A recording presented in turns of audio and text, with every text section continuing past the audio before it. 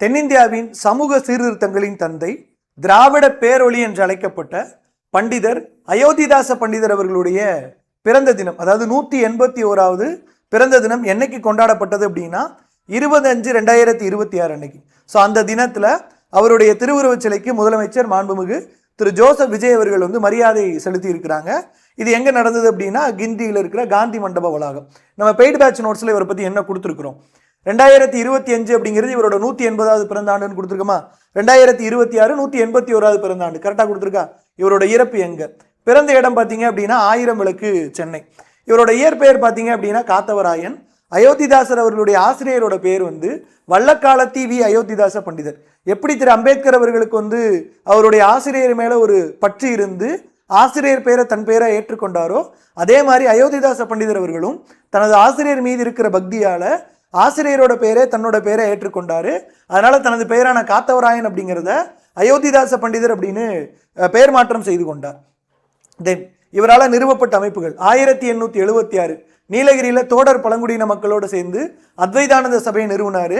அது பக்கத்திலே துளசி மாடம் அப்படிங்கிற அமைப்பு நிறுவப்பட்டது. 1882 திராவிடர் கழகம் ரெவரண்ட் ஜான் ரத்னம் மற்றும் அயோத்திதாச பண்டிதர் இணைந்து நிறுவனாங்க. 1900 சென்னை ராயப்பேட்டை பகுதியில் புத்த மத மருத்துவ நிலையம் ஒன்று உருவாக்குனாரு. 1891 ரெட்டைமலை சீனிவாசனோட இணைந்து பஞ்சமர் மகாஜன சபை. 1891 இவர் மட்டும் திராவிட மகாஜன சபை ஒன்று உருவாக்குனாரு. இவரோட முக்கியமான ஸ்டேட்மெண்ட் என்னன்னா 1886 சொன்னது, தீண்டத்தகாதவர்களாக ஒடுக்கப்பட்ட மக்கள் இந்துக்கள் அல்ல அப்படிங்கிற ஒரு அறிக்கை வெளியிட்டார். அதே மாதிரி தாழ்த்தப்பட்ட மக்களை சாதி பேதமற்ற திராவிடர்னு சொன்னாரு. மக்கள் தொகை கணக்கெடுப்புலமே இதை பதிவு செய்ய வலியுறுத்தினார். தென் இவருடைய பத்திரிகை 19 ஜூன் 1907 வார இதழா ஒரு பைசா தமிழன் தொடங்கப்பட்டது. ராயப்பேட்டையிலிருந்து புதன்கிழமை வந்தது. தென் 26 ஆகஸ்ட் 1908 ஒரு பைசா அப்படிங்கிற பெயரை ரிமூவ் பண்ணிட்டு தமிழன் அப்படிங்கிற பெயர்ல தான் வந்துச்சு. இவரோட இறப்பு 1914. அது வரைக்கும் இந்த பத்திரிகை அப்படிங்கிறது வெளிவந்தது. ஓகேங்களா.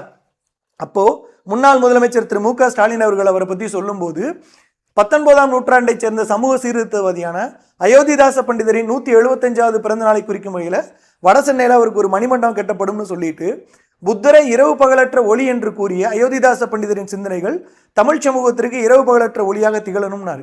தந்தை பெரியார் அவர்கள் தனது பகுத்தறிவு பிரச்சாரத்துக்கும் சமூக நீதி கருத்துக்களுக்கும் அயோத்திதாச பண்டிதரையும் தங்கவேல் அப்பாதுரை பண்டிதமணியையும் தன்னோட முன்னோடிகள் அப்படின்னு குறிப்பிட்டிருந்தாரு. காலக் அகாடமியோட பாங்கன் பேட்ச் ஆர்டிகல் 280 பேட்ச். இப்போ நீங்க பார்த்த டேட்டா பாங்கன் பேட்ச்ல யூனிட் 9ல வரும். தேங்க்யூ.